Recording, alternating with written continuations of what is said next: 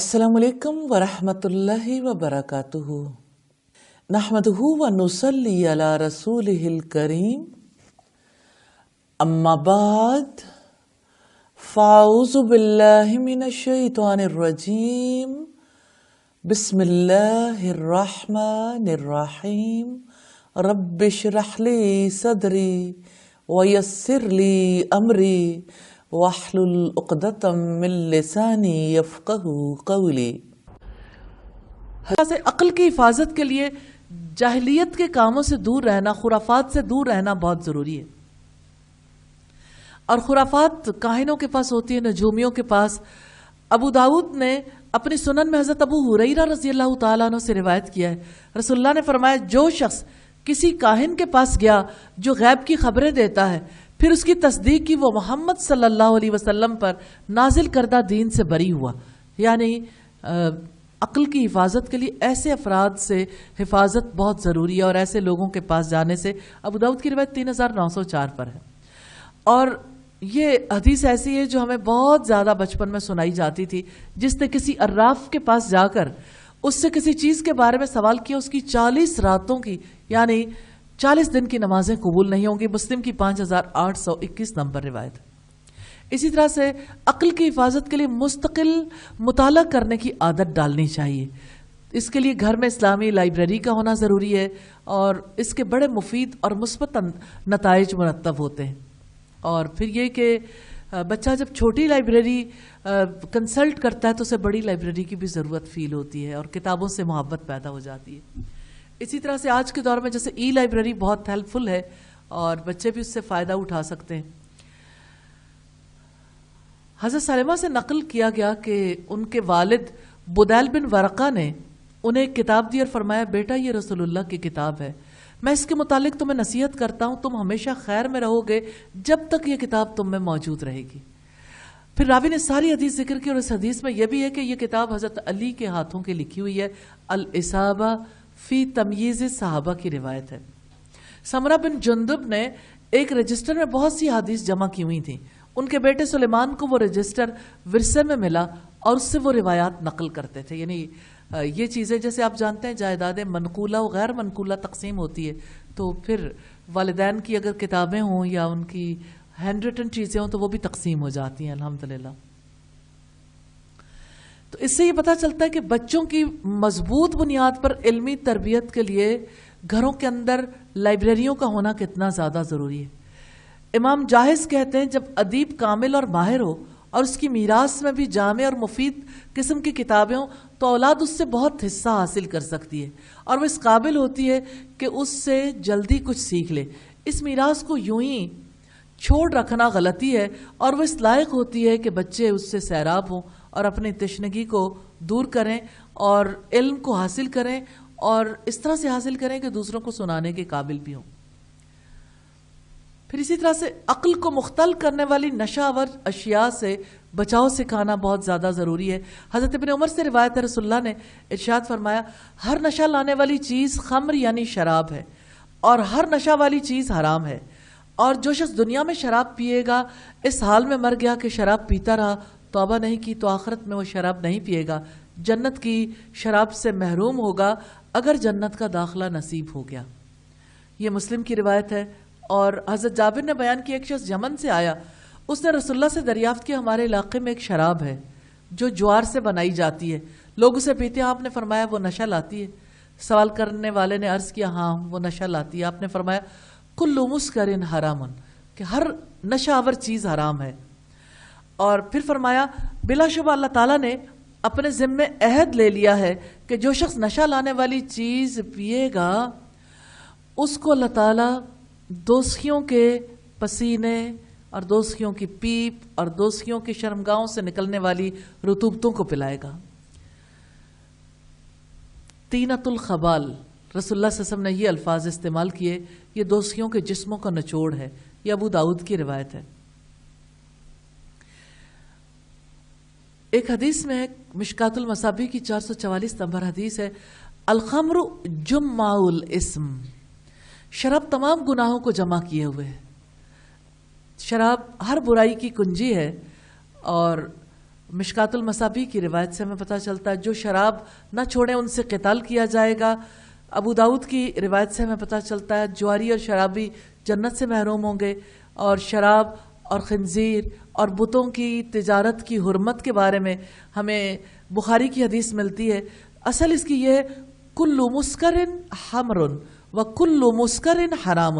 ہر نشاور چیز شراب ہے، شراب ہر نشاور چیز حرام ہے. یہ ابو داؤد کی روایت ہے.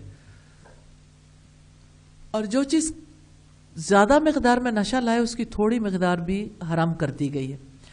جیسے شراب حرام ہے نا، شراب سے بچانا ضروری کیونکہ عقل کو مختل کر دیتی ہے نا، عقل کی ٹریننگ نہیں ہو سکتی. اسی طرح عقل کو خراب کرنے والی موسیقی سے بچانا بہت زیادہ ضروری ہے. اللہ اکبر. تو 3 چیزیں، گانا بجانا یعنی میوزک، نشہ آور اشیاء یعنی شراب، اور جادو، تینوں کا تعلق شیطان سے ہے. اور تینوں پر اللہ تعالیٰ نے قدغن لگائی ہے. ایک طرف رحمان پر عقیدہ رکھنے والے ہیں، دوسری طرف شیطان پر عقیدہ رکھنے والے ہیں. ایک طرف رحمان کی بندگی ہے، دوسری طرف شیطان کی بندگی ہے. ان تینوں کاموں کا تعلق شیطان سے جا کے جڑتا ہے، اس لیے اللہ اور اس کے رسول نے منع فرمایا. تو شریعت کے 5 بنیادی مقاصد میں سے ایک مقصد عقل کی حفاظت ہے. اگر عقل محفوظ نہ ہو تو عقل درست سمت میں کام نہیں کرتی. عقل کا پرابلم یہ ہے، بظاہر تو لگتا ہے کہ عقل لیڈرشپ رول پلے کرتی ہے، لیکن عقل ہمیشہ سلیو ہارڈ ڈسک کا سا کام کرتی ہے. اگر عقل پر غصہ غالب آ جائے تو عقل غصے والی چیزوں کے لیے جو ہے وہ آپ کو دلیلیں سجھاتی رہتی ہے. اور اگر عقل پر شہوات خواہشات غالب آ جائیں تو وہ شہوات کے لیے ساری قوت لگا دیتی ہے، دلیلیں دیتی ہے اور انسان کو سیٹسفائیڈ کیے رکھتی ہے.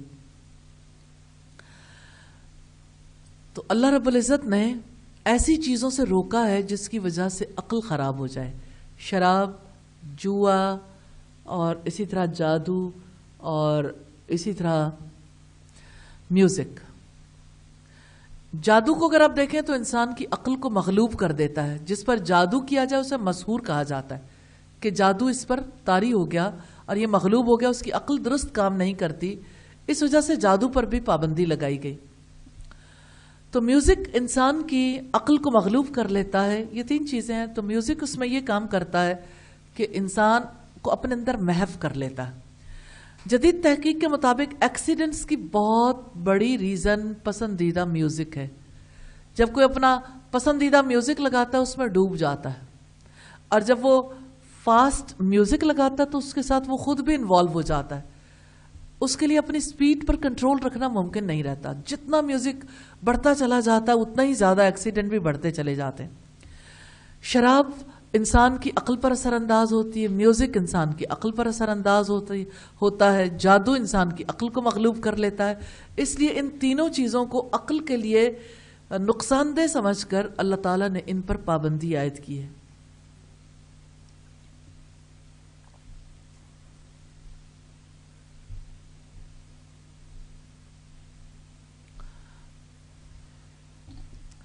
میوزک کے حوالے سے آپ نے یہ کوٹ تو سنی ہوگی، ڈپریسڈ یعنی آپ ڈپریسڈ ہیں، ایئر فونز این یعنی ایئر فونز لگا لیں، volume up, ignore the world. تو آپ کو اس سے پتہ چل سکتا ہے کہ میوزک جو ہے دراصل انسان کو اپنی ذات پہ گم کرتا ہے. انسان حال مست ہو جاتا ہے، اپنے ہی حال میں جیتا ہے. اور چوائس کا میوزک سننے والے ہینڈز فری لگا کر رشتے کاٹ دیتے ہیں، نہ کسی کی آواز آئے نہ کسی کے پاس آواز جائے. اور لگتا تو ایسا ہے کہ آپ ہلکے پھلکے ہو گئے، غموں سے آزاد ہو گئے، لیکن آپ کو کسی چیز کا بھی ہوش نہیں رہتا. فزیکلی ایک پورا وجود موجود ہوتا ہے لیکن اس کی ذہنی دنیا کہیں اور ہے. کیا آپ کو ایسے کیریکٹر آج نظر آتے ہیں؟ کثیر تعداد میں. تو مائنڈ، باڈی اور سول کا بیلنس چاہیے نا. تو جو چیزیں آپ کی عقل کو خراب کرنے والی ہیں وہ آپ کا کلی بیلنس خراب کر دیں گے. اسی وجہ سے شراب کا اثر بدن پر بھی ہوتا ہے لیکن اس کی عقل پر جو برے اثرات مرتب ہوتے ہیں خصوصی طور پر اس وجہ سے اس پر پابندی عائد کی گئی. اور میوزک انسان کے حواس پر اس کی سینسز کو کنٹرول کر لیتا, اور میوزک کے سر کے ساتھ بے ساختہ انسان کا دل چاہتا ہے کہ وہ سر ملائے, اور میوزک کے یعنی جتنا جتنا میوزک بڑھتا ہے انسان کا بدن بھی اس کے ساتھ ہلنا شروع ہو جاتا ہے, اور میوزک کے ورڈز جو ہیں انسان کو اپنی شناخت بھی بھلا دیتے ہیں.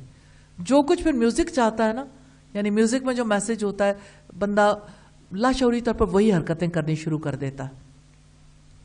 اور ان حرکتوں کا نام رقص رکھ دیں, آپ ان حرکتوں کا نام ڈانس رکھ دیں, تو اس کی وجہ سے وہ ایکسیپٹیبل تھوڑی ہو جاتے ہیں. تو رقص کیا ہے؟ دراصل انسان کا اس کی بے عقلی کا تماشا ہے کہ اسے کچھ سمجھ نہیں آتی, وہ ویسے موو نہیں کر رہا ہوتا جیسے اس کی یعنی حقیقتاً اسے موو کرنا چاہیے, بلکہ اس کی عقل کو مغلوب کر کے عقل کو اسی لائن پہ لگا دیا جاتا ہے جس لائن پہ میوزک لگانا چاہتا ہے. کبھی آپ کسی جگہ پر بہت تیز میوزک ہو نا, کسی مال پہ چلے جائیں کسی اور جگہ, اور آپ کو کہیں مجبوری کے ساتھ کسی جگہ جانا پڑا ہے, تو آپ فیل کریں گے کہ آپ کی اپنی باڈی پہ کنٹرول لوز ہونا شروع ہو جائے گا, آپ کا اپنا کنٹرول ویسا نہیں رہتا. اور کتنی جگہوں پر آپ دیکھتے ہیں کہ میوزک کے ساتھ بچے ڈانس کرنا بھی شروع ہو جاتے ہیں, سیٹیاں بجانی, تالیاں بجانا. تو یہ کس قسم کی عبادت ہے اور کس کی عبادت ہے؟ یہ ابلیس کی عبادت کے سوا اور کیا ہے؟ اور اسی طرح سے آپ دیکھتے ہیں کہ ایک چینج آتی ہے میوزک کی وجہ سے انسان کی باڈی میں, انسان کے مائنڈ میں, انسان کے روح پر بھی برے اثرات مرتب ہوتے ہیں. اور میوزک جو ہے نا وہ زہر سے زیادہ تیزی کے ساتھ انسان کے اوپر اثر انداز ہوتا ہے, سرایت کر جاتا ہے. جیسے سانپ کے کاٹے کا آپ کچھ نہیں کر سکتے نا, ایسے ہی میوزک کے کاٹے کا بھی آپ کچھ نہیں کر سکتے کہ جس کو میوزک جس کے اندر اتر چکا ہے. تو جیسے آپ دیکھیں کہ شہد کی مکھی کاٹتی ہے نا, تو کاٹنے کے بعد کسی اور نے کچھ بھی نہیں کرنا ہوتا, اگلا کام وہ اندر جانے والا جو ڈنک اندر چلا گیا وہ کرتا رہے گا. سم ٹائمز آپ کو بخار ہو جاتا ہے. آپ کو کبھی شہد کی مکھی نے کاٹا ہے؟ کوئی ایسا ہے جس کو شہد کی مکھی نے نہ کاٹا ہو؟ بڑے خوش نصیب ہیں بھئی آپ. ٹھیک ہے, تو شہد کی مکھی کاٹے تو آپ اس کے ایکسپیرینس کو تو نہیں حاصل کر سکے نا. جس کو شہد کی مکھی نے کاٹا اس کو پتا ہے کہ مکھی کاٹنے کے بعد کیا ہوتا ہے, اور جس کو شہد کی مکھی نے نہیں کاٹا تو اس سے یہ ایکسپیرینس مس ہو گیا. یعنی وہ ایکسپیرینس نہیں, آپ صرف مشاہدہ ہے, تو مشاہدے سے نہیں پتا چلتا کہ مکھی کے کاٹنے کے بعد کیا ہوتا ہے. ایک دفعہ ایسا ہوا کہ یونیورسٹی کا ایک ٹرپ گیا پنجنت, یہ بہاولپور سے آگے احمد پور ہے اور اس کے آگے اچ شریف ہے, اچ ہے. تو اچ کے قریب جو ہے وہ پنجنت ہے جہاں 5 دریا کے ملتے ہیں. وہاں لوگ بہت زیادہ اس منظر کو دیکھنے کے لیے جاتے ہیں کہ دریاؤں کا جو مختلف پانی ملتا ہے, تو اس کی وجہ سے یعنی منظر بدل جاتا ہے, انسان کو تھوڑا اور فیلنگ ہوتی ہے نا, اور پانیوں کی وجہ سے سب بہت اچھا فیل کرتے ہیں. تو اس کے ارد گرد بہت یعنی کھلی جگہ ہیں جہاں پہ بہت درخت بھی ہیں, گرینری ہے, بڑے ٹرپس جاتے ہیں لوگ, یعنی وہاں کھانے بنا کر بھی لے جاتے ہیں, خود جا کے بھی وہاں بناتے ہیں. تو ہمارا جب ٹرپ گیا تو وہاں پہ بہت سب خوش تھے کہ اب کھانا بنے گا اور باقی سب وہ جو ہوگا, لیکن یہ کہ اس وقت سب بھول گئے کہ جہاں ہم کھانا بنانے لگے ہیں وہ درختوں کے نیچے جگہ اور اوپر شہد کی مکھیوں کا چھتا ہے. اب آپ جانتے ہیں وہاں پہ گیس تو تھی نہیں, دھواں جب اٹھا تو دھوئیں کی وجہ سے شہد کی مکھیاں پورے علاقے میں پھیل گئی. اب جس کا جہاں یعنی بس چلا وہ اس جگہ پہ چلا گیا, کوئی بھاگ رہا ہے, کوئی تندور کی طرف جا کے گھس گیا, کوئی کسی طرف. لیکن شہد کی مکھیوں کے کاٹے کی وجہ سے 1 ہفتے تک سب کو بخار آتا رہا. حالانکہ اسی وقت جو ہاسپٹل پہنچے اور انجیکشنز بھی لگوائے, لیکن اس کے اثرات بہت گہرے تھے. بات یہ ہے کہ شہد کی مکھی کاٹے تو اس کی ویکسینیشن موجود ہے, میوزک کی کوئی ویکسینیشن نہیں. ریلی اس کا زہر ایسا ہے جو مرتے تک انسان کو چھوڑتا نہیں. آپ کے کان میں بھی میوزک کی جو چیز پڑ چکی ہے نا, آپ اس سے پیچھا چھوڑا کے دکھائیں, آپ بھول جائیں گے, آپ کو یاد بھی نہیں ہوگا. اچانک کسی وقت پہ وہی الفاظ آپ کے ذہن میں گونجنے شروع ہو جائیں گے, نکل نہیں سکتے اس حساب سے. بہت اللہ سے استغفار کرنی پڑتی. اور کسی وقت میں بھی اس کا یعنی آپ کسی ایسے ماحول میں بھی گئے ہیں جہاں میوزک لگا ہوا ہے, اس اثر سے آپ کا ذاتی طور پر نکلنا بہت زیادہ مشکل ہو جاتا ہے. یہ تکلیف دہ صورتحال ہے نا. تو میوزک پر اسی وجہ سے قدغن لگائی گئی کہ میوزک کے برے اثرات ہم پر مرتب ہوتے ہیں اور یہ ہماری عقل کو خراب کر دیتا ہے میوزک، کیونکہ حواس کو کنٹرول کر لیتا ہے. حواس بہت کچھ اپنا کام کرنا بھول جاتے ہیں اور انسان جو ہے وہ کسی اور دنیا میں پہنچ جاتا ہے. ہر میوزک سننے والا کہتا ہے ہم بہت لائٹ ہو جاتے ہیں، کیونکہ یاد ہی نہیں رہتا. شراب پی کے بھی یہی کیفیت ہوتی ہے کہ ارد گرد کی باقی چیزوں کے بارے میں بھول جاتے ہیں، عقل مختل ہو جاتی ہے. تو اللہ پاک نے اسی وجہ سے عقل کو خراب کر دینے والی چیزوں سے روکا ہے. تو بچے کو اگر ایک ماں ایک خاص انوائرمنٹ میں رکھنا چاہتی ہے تو میوزک سے نفرت سکھانی بہت ضروری ہے، میوزک سے بچانا بہت ضروری ہے. اور یہ کہ کس طرح سے دیکھیں، اگر آپ سور سے نفرت سکھاتے ہیں تو پھر سور کا گوشت نہیں کھاتے بچے. اگر آپ بہتے لہو سے یا جمے ہوئے خون سے نفرت سکھاتے ہیں تو کیا وہ نفرت نہیں سیکھ جاتے؟ سیکھتے ہیں. جب کچھ سکھائیں گے تو انشاءاللہ سیکھیں گے بھی. تو تینوں کے معاملات ایک جیسے ہی ہیں. سیدنا انس بن مالک سے مروی ہے، رسول اللہ نے فرمایا 2 طرح کی آوازوں پر دنیا میں بھی لعنت ہے اللہ تعالیٰ کی، اور قیامت کے دن بھی اللہ کی پھٹکار ہوگی. پہلی قسم کی آواز لے اور سروں سے گانا ہے، اور دوسری قسم کی آواز مصیبت کے وقت بین کرنا ہے. نوحہ سلسلہ احادیث صحیحہ کی حدیث نمبر 427 ہے. آپ نے فرمایا میں نے رونے سے نہیں روکا، میں نے تو 2 احمقانہ اور فاجرانہ آوازوں سے روکا ہے. ایک آواز جو شیطانی راگ، گانے بجانے، ساز وغیرہ کی ہے، اور دوسری آواز غم میں جو چہرے کو نوچنے، کپڑے پھاڑنے اور اس وقت بین کرنے کی شیطانی آواز ہوتی ہے. سنن الکبریٰ بہقی کی روایت ہے. سیدنا نافع سے مروی ہے کہ عبداللہ ابن عمر نے بانسری کی آواز سنی. آپ نے کبھی سنی ہے؟ انہوں نے اپنے کانوں میں انگلیاں دے لیں، دور ہٹ گئے. اسی حال میں نافع سے پوچھا نافع آواز آ رہی ہے؟ میں نے عرض کیا نہیں، تو انہوں نے کانوں سے انگلیاں ہٹا لی. یعنی ایک انڈرسٹینڈنگ ہے نا کہ اس آواز کے میرے اوپر کتنے برے اثرات مرتب ہوں گے. تو کس طرح سے وہ اپنے آپ کو بچاتے تھے. اور فرمایا جب میں نے رسول اللہ کے ہمراہ ایسی آواز سنی تھی تو آواز سن کر نبی صلی اللہ علیہ وسلم نے ایسے ہی کیا تھا، کانوں پر انگلیاں رکھ لیں جیسے میں نے کیا. سنن نبی داؤد کی روایت ہے 4249 نمبر پر. موسیقی ناپسندیدہ ہے، شیطانی کام ہے، اللہ کی نافرمانی، اللہ کی لعنت ہے موسیقی پر. اللہ تعالیٰ سے دعا ہے خود بھی بچنے کی توفیق دے اور اپنی نسلوں کو بچانے کی توفیق عطا فرمائے.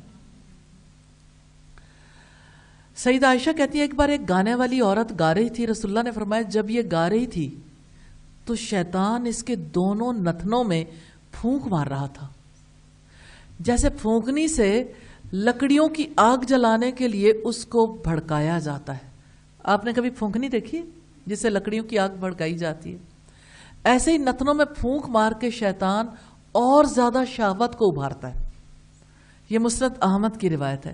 رسول اللہ نے فرمایا جب کوئی راگ کے ساتھ گاتا ہے تو اس پر 2 شیطان مسلط ہو جاتے ہیں جو اپنے پاؤں کے ساتھ اس کے سینے پر ناچتے ہیں. استغفر اللہ. طبرانی کی روایت ہے. سیدنا ابو ہریرہ سے روایت ہے رسول اللہ نے فرمایا گانا سننا گناہ ہے، اس کے لیے بیٹھنا شرک ہے. نیل الاوتار کی روایت ہے 100 نمبر پر. موسیقی بےہودہ کام ہے. سورہ لقمان کی آیت نمبر 6 سے ہمیں پتہ چلتا ہے. لہو الحدیث میں اللہ پاک نے اسے شامل کیا، جیسا کہ فرمایا وَمِنَ النَّاسِ مَن يَشْتَرِي لَهْوَ الْحَدِيثِ. لوگوں میں سے کوئی ایسا ہے جو غافل کر دینے والی مصروفیات کو خرید کر لاتا ہے تاکہ علم کے بغیر لوگوں کو اللہ کے راستے سے بہکا دے اور اس کا مذاق اڑائے. ان لوگوں کے لیے رسوا کرنے والا عذاب ہے. سیدنا عبداللہ ابن مسعود سے پوچھا گیا یہ جو لہو الحدیث کی بات ہے تو اس سے کیا مراد ہے؟ تو انہوں نے 3 بار زور دے کے کہا واللہ هو الغنا، واللہ هو الغنا، واللہ هو الغنا. اللہ کی قسم وہ موسیقی ہے، وہ گانا بجانا ہے، وہ گانا بجانا ہے. اللہ اکبر. تو جہاں موسیقی ہوتی وہاں فرشتے نہیں آتے. اب آپ دیکھیں بچوں کو کتنی موسیقی سنائی جاتی ہے. موسیقی شیطان کی اذان ہے. سیدنا ابو مالک اشعری بیان کرتے ہیں رسول اللہ نے فرمایا میری امت کے کچھ لوگ شراب کا نام بدل کر اسے پئیں گے اور گانے والیاں ساز بجا کر گانے سنائیں گی تو اللہ تعالیٰ انہیں اس جرم کی وجہ سے زمین میں دھسا دے گا اور ان میں سے بعض کو بندر اور بعض کو خنزیر بنا دے گا. استغفر اللہ. ابن ماجہ کی 4020 نمبر روایت. رسول اللہ نے فرمایا جو گانے بجانے کی مجلس میں بیٹھے گا قیامت کے روز اس کے کانوں میں پگھلا ہوا سیسا ڈالا جائے گا. الجامع الصغیر کی روایت ہے. تو موسیقی کا جو زہر ہے اس کی وجہ سے دماغی صلاحیت ضائع ہوتی ہے.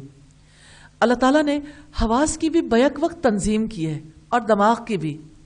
کس طرح سے حواس کے راستے سے بات دماغ تک پہنچتی ہے. اللہ تعالیٰ نے ہمیں دماغی صلاحیت سے بھرپور فائدہ اٹھانے کا حکم دیا ہے. گانے والا اپنے دماغ کو جتنی محنت سے، جسمانی تھرتھراہٹ سے، ناز و ادا سے، اور پھر آپ یہ دیکھیں کہ ان کے درمیان جتنا ردم ہوتا ہے اس کی رعنائی سے، گلے کے رسیلے پن سے، طرح طرح کے نغمات زیادہ ذہن میں رکھنے اور زیادہ ہجوم کو اپنی طرف متوجہ کر لینے سے، کتنے طریقے ایسے ہیں جن پر وہ محنت کرتا ہے اور معاشرے کے ساتھ اپنے خالق کی بھی ناراضگی مول لے لیتا ہے. تو بات یہ ہے کہ اللہ تعالیٰ نے حصے جمالیات تو انسان کے اندر رکھی ہے، اسٹیٹک سینس تو انسان کے اندر ہے. وہ چاہتا ہے اچھی آواز سنے، خوبصورت آواز اس پہ اثر انداز بھی ہوتی، لیکن جو چیز اس پہ اثر انداز ہو رہی ہے آیا وہ پازیٹیو ہے یا نیگیٹو. میوزک کی وجہ سے انسان کے حواس اس کے کنٹرول میں نہیں رہتے. میوزک کی وجہ سے انسان ارد گرد کی دنیا سے غافل ہوتا ہے، جبکہ انسان کو یہ غفلت کبھی فائدہ نہیں دیتی. جیسے شراب ہے، جیسے میوزک ہے، جیسے جادو ہے، اسی وجہ سے ان پر پابندی عائد کی گئی کہ ٹریننگ آف مائنڈ کے راستے میں بھی رکاوٹ ہے. عقلی اور فکری ارتقاء کی بجائے عقلی اور فکری زوال کا سبب بنتا ہے یہ سلسلہ. دماغی صلاحیت ضائع ہوتی ہے. اور پھر آپ دیکھیں جتنے لوگ میوزک سنتے ہیں، ایسی مجالس میں جاتے، ایسی میوزیکل نائٹس میں یا میوزیکل ایوننگس میں جاتے ہیں، اسکول کالج یونیورسٹی جا کے تذکرے بھی کرتے ہیں، اور اس کی وجہ سے کتنے لوگ ہیں جن کے دلوں میں حسرت پیدا ہوتی، کاش ہم بھی اس نائٹ میں موجود ہوتے. اور کس طرح سے بڑے پیمانے پہ افراد کا بھی ضیاع ہوتا ہے، قوم کا بھی ضیاع ہوتا ہے، سرمایہ کا بھی ضیاع ہوتا ہے، اور کس طرح سے لوگ شہوات میں مبتلا ہوتے ہیں. حسن پرستی ایسے معاشرے کا شیوا ہی بن جاتی ہے. اور پھر کس طرح سے کتنے بڑے بڑے بزنس وجود میں آتے ہیں اس کی وجہ سے. اگر آپ دیکھیں تو دنیا میں کتنے ہی کام ہیں ایسے جو میوزک کی وجہ سے، شراب کی وجہ سے لوگوں کو اٹریکٹ کرنے کے لیے ایسی مجالس منعقد کی جاتی ہیں، اور ایسی بارز بنائی جاتی ہیں، اور ایسے ایریاز مختص کیے جاتے ہیں جہاں پہ یہ کام ہوتا ہے. تو اس کے لیے سب سے پہلے تو عورت کی ضرورت ہوتی ہے، اور عورتوں کو تیار کرنے کے لیے آپ سوچیں وہی شریف گھرانے کی لڑکیاں ہوتی ہیں، کہیں ان کو بالکل برہنہ کر کے 2 چیتروں کے ساتھ انہیں مجبور کیا جاتا ہے کہ وہ سب کے سامنے اپنے پورے جسم کو نمایاں کریں.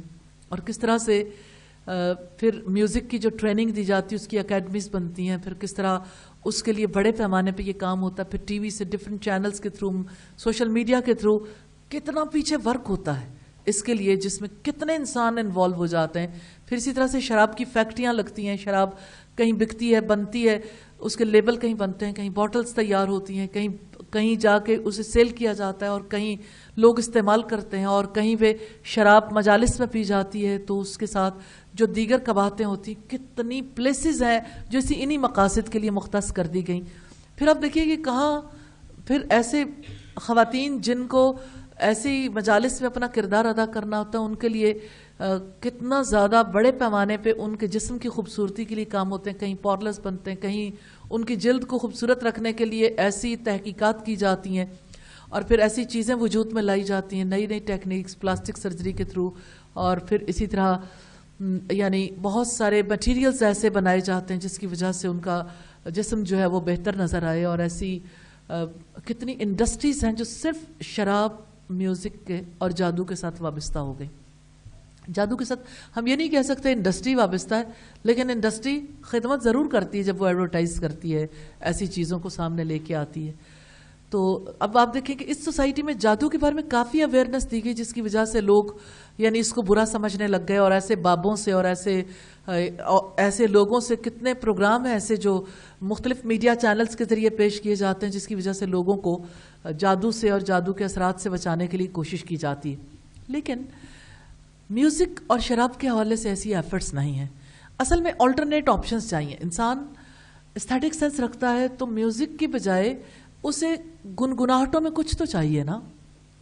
اسے ایسی مجالس بھی چاہیے. وہ چاہتا ہے کہ لوگوں کے ساتھ مل کے ایسی مجالس منعقد کرے. دنیا کا حسین ترین کلام، سب سے زیادہ اثر ڈالنے والا کلام اللہ کا کلام ہے. سب سے زیادہ نغمگیت اس کلام میں پیدا ہوتی ہے. اس کے لیے کتنی محنت کرنے کی ضرورت ہے. اس کے لیے کتنے افراد کو تیاری کرنے کی ضرورت ہے. جتنے لوگ اس کے لیے تیاری کریں، آواز کو خوبصورت بنائیں، ہر چیز پر اجر ہے. سنائیں تب، سنیں تب، اور اس کے لیے ادارے بنائے جائیں تب، اور اس کے لیے آواز کو پہنچایا جائے. پوری انڈسٹری اس کام پہ لگ جائے، ہر ایک کے لیے اجر ہے الحمدللہ. اور اس میں معاشرے کے لیے کتنی زیادہ خیر ہے.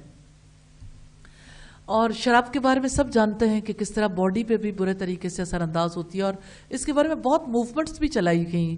جیسے امریکہ میں 1964 کے ریڈرز ڈائجسٹ میں ایک رپورٹ ملتی ہے، آپ اسے پڑھ بھی سکتے ہیں.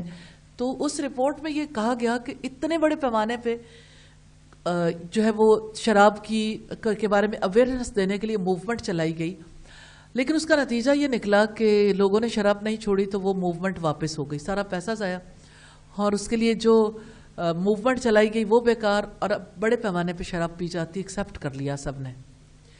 اسی طرح سے سگریٹ کے بارے میں، مطلب یہ ایک انوکھا طریقہ ہے نا کہ آپ سگریٹ کی ڈبی کے اوپر لکھ دیں کہ سگریٹ نوشی صحت کے لیے نقصان دہ ہے، یا اسی طرح کے کوئی اور بات. اور اگر کسی مووی میں یا ڈرامے میں کوئی سگریٹ پیتا ہوا تو ساتھ ہی پٹی چل جائے کہ سگریٹ نوشی جو ہے وہ صحت کے لیے نقصان دہ ہے. لیکن اس کی وجہ سے لوگ ترک نہیں کر سکتے، اگرچہ اویئرنیس ہوتی ہے. اس کے لیے طریقہ کار وہی ہے. جیسے رسول اللہ کے عہد میں جو کوئی شراب پیتا تھا یا حضرت عمر کے دور میں تو اسے لاتیں ماری جاتی تھی، مکے مارے جاتے تھے، پھر 40 کوڑوں کی سزا دی گئی، پھر 80 کوڑوں تک کی سزا دی گئی تاکہ یعنی شراب پینے سے باز آ جائیں. اور حضرت عمر نے ایسے گاؤں جلوا دیے تھے جہاں پر شراب کی بھٹیاں تھیں اور وہ کسی طریقے سے شراب بنانے سے باز نہیں آتے تھے. حقیقت یہ ہے کہ انسانوں کی عقل کے لیے انتہائی نقصان دہ ہیں. اس وجہ سے اللہ رب العزت نے یہ فرمایا کہ بے حیائی کے کاموں کے قریب بھی نہ جاؤ، جو ظاہر ہوں یا پوشیدہ ہوں. پھر عقلی اور فکری تربیت کے لیے زبانیں سکھانا بہت زیادہ ضروری ہے. سیدنا زید بن ثابت کہتے ہیں رسول اللہ نے فرمایا میرے پاس غیر عربوں کی کئی تحریریں آتی ہیں، تو کیا تم سریانی سیکھ سکتے ہو؟ میں نے 17 دن میں سریانی سیکھ لی. موجم الکبیر کی روایت ہے، جس کی وجہ سے پھر وہ رسول اللہ کو پڑھ کر سنایا کرتے تھے. تو بچہ اگر اچھے طریقے سے عربی زبان سیکھ جائے تو قرآن و حدیث کو یاد کر لے گا اور قرآن و حدیث کو سمجھنے کے قابل ہو جائے گا. کوئی بھی اجنبی زبان سیکھیں، چاہے وہ انگلش ہو، چائنیز ہو یا کوئی اور لینگویج ہو. مسلمان کے لیے زیادہ زبانیں سیکھنا نفع مند ہوتا ہے کیونکہ وہ اتنی زبانوں میں اللہ کے پیغام کو پہنچانے کے قابل ہو سکتا ہے اور دشمنوں کی ریشہ دوانیوں سے بھی محفوظ رہ سکتا ہے. نبی صلی اللہ علیہ وسلم اس کے لیے خصوصی اہتمام کرتے تھے. اسی لیے آپ کے دور میں حضرت زید بن ثابت کے بارے میں آتا کہ بالکل انیشلی جو انہوں نے زبانیں سیکھی تھی 5 زبانوں پر انہیں مکمل عبور تھا. اور ہمارے علماء میں ایسے علماء رہے جنہیں 70 لینگویجز آتی تھی الحمدللہ. تو عربی زبان کے علاوہ دوسری زبانوں کے سیکھنے پر بھی توجہ دینی چاہیے. اسی طرح سے بچوں کو ویژنری بنانا بہت ضروری ہے. یعنی آپ جانتے ہیں بچے امیجنیشنز میں تو کہیں نہ کہیں چلے جاتے ہیں، لیکن امیجنری ہونا اور ویژنری ہونا 2 فرق باتیں ہیں. جب امیجنیشنز میں بھی خواب دیکھے جاتے ہیں اور ویژنری انسان بھی خواب دیکھتا ہے، سوال یہ پیدا ہوتا ہے بچوں کو خواب بننے کیسے سکھائے اپنے مستقبل کے بارے میں. اس کے لیے پہلی بات یہ کہ اپنے بچوں سے گولز منتخب کروائیں، یعنی گول سیٹنگ کرنا سیکھیں اور وہ یہ اہتمام کریں کہ گولز سمارٹ ہوں، یعنی اسپیسیفک ہوں، مخصوص ہوں. اور اسی طرح سے میجریبل ہوں، کسی پیمانے سے ناپے جا سکیں. پھر اسی طرح سے دونوں پارٹیاں جو ہیں وہ متفق ہوں اس کے لیے، اور agreed upon by all involved parties.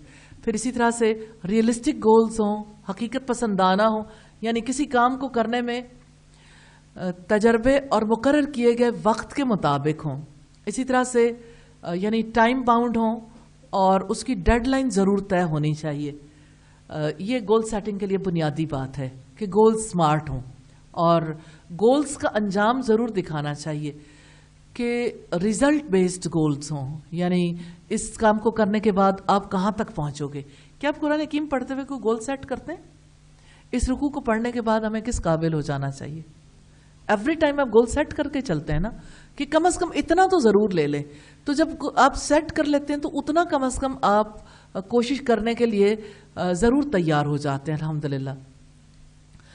تو اگر آپ بچوں کو گولز کا انجام دکھانا چاہتے ہیں تو آپ ان سے سوال کریں کہ کیا آپ نے اپنا گول حاصل کر لیا ہے جو گول سیٹ کیا تھا؟ آپ کہاں دیکھتے ہیں اپنے آپ کو کیا نظر آتا ہے؟ اور اسی طرح سے جب وہ اپنے ہدف کا واضح انجام دیکھیں گے تو بعض اوقات وہ کہیں گے کہ یہ اچیویبل ہے، اور بعض اوقات وہ کہیں گے کہ یہ کام نہیں ہو سکتا. تو اس کا مطلب یہ ہے کہ وہ انالیسس کرنے کے قابل ہو رہے ہیں.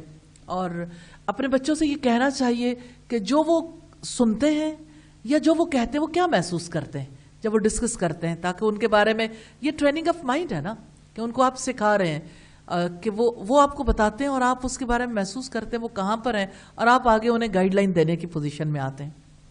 تو بچوں سے کہنا چاہیے جو وہ سنیں اسے محسوس کریں. میں نے آپ سے بھی یہ بات ضرور کہنی ہے، جو آپ سنیں امیون نہ ہو جائیں کہ سن لیا اور ایک کان سے سنا اور دوسرے سے نکال دیا. سننے کے بعد محسوس کرنے والا آگے جاتا ہے، اور جو اس پر غور و فکر نہیں کرتا، محسوس نہیں کرتا، وہ آگے نہیں جا پاتا. اور اپنے بچوں سے یہ پوچھنا چاہیے کہ جب وہ اس ٹارگٹ کو حاصل کر لیں گے جس کے لیے وہ کوشش کرتے رہے، اس وقت وہ اپنے آپ سے کیا کہیں گے. یعنی اگر آپ اسے گول کو اچیو کر لو گے، اور یہ کہ انہیں اعتماد دلائیں، وہ یقین کرنے کے قابل ہو کہ وہ یہ گول حاصل کر سکتے ہیں. الحمدللہ اللہ کی مدد سے، اس کی توفیق سے، اس سے دعا کر کے اور ارادے کو پختہ رکھ کے. تو ویژنری بننے کے لیے بچہ پریکٹس تو کر سکتا ہے، خواب دیکھنے کی مشق تو کر سکتا ہے، لیکن اپنے مقرر کردہ گولز کو حاصل کرنے میں صرف اس وقت کامیاب ہو سکتا ہے جب اسے یہ یقین ہو کہ اللہ میری مدد پر ہے، جب اسے یہ یقین ہو کہ انشاءاللہ جو میں نے ارادہ کیا ہے اللہ کی مدد آئے گی اور میں یہ کام کرنے میں کامیاب ہو جاؤں گا. ویژنری بنانے کے لیے بہت ضروری ہے بار بار خوابوں کو دہرانا، عملی شکل میں لانا. اس طرح سے گولز اچیو کیے جا سکتے ہیں. اسی طرح میں یہ سمجھتی ہوں اس پریکٹس کو آپ کو اپنے اوپر بھی کرنا چاہیے ویژنری بننے کے لیے. لیکن حقیقت یہ ہے کہ یہ پہلے کسی کی زیر نگرانی ہو تو زیادہ اچھا رہتا ہے، لیکن میں سمجھتی ہوں کہ اب آپ اس لیول پر ہیں کہ آپ اپنا ویژن کلیئر کر سکتے ہیں کہ آپ نے کون سا کام کیسے کرنا ہے اور اس کا کیا نتیجہ نکلے گا انشاءاللہ. اسی طرح بچوں کو وقت کی تنظیم سکھانی چاہیے. اس کے بغیر وہ اپنی صلاحیتوں سے پورا فائدہ نہیں اٹھا سکتے. اس کے لیے صبح کے وقت سے فائدہ اٹھانے کی ترغیب دلانی چاہیے. جیسے سیدنا جابر کہتے ہیں کہ رسول اللہ نے فرمایا اللہ میری امت کے اوقات صبح میں برکت عطا فرما دے. سیدنا عبداللہ ابن عباس نے اپنے ایک بیٹے کو صبح کے وقت سویا ہوا دیکھ کر فرمایا اٹھو تم تو ایسے وقت میں نیند کر رہے ہو جس وقت میں رزق تقسیم کیا جاتا ہے، یعنی جب رزق تقسیم کیا جا رہا ہے تو تم سو رہے ہو. یہ زاد المعاد کی روایت ہے، حافظ ابن قیم کی کتاب میں 169 نمبر پیج پر ہے. عشاء کے بعد جلدی سونے کا عادی بنانا چاہیے. سوچیں یہ عقلی اور فکری تربیت ہے، تو عقل کو صحیح کام کرنے کا موقع بھی تو ملے نا. الحمدللہ سیدنا ابو برزہ اسلمی بیان کرتے ہیں رسول اللہ عشاء کو دیر سے پڑھنا پسند کرتے تھے. آپ عشاء سے پہلے سونے اور اس کے بعد گفتگو کرنے کو ناپسند کرتے تھے. بخاری کی 514 نمبر روایت ہے.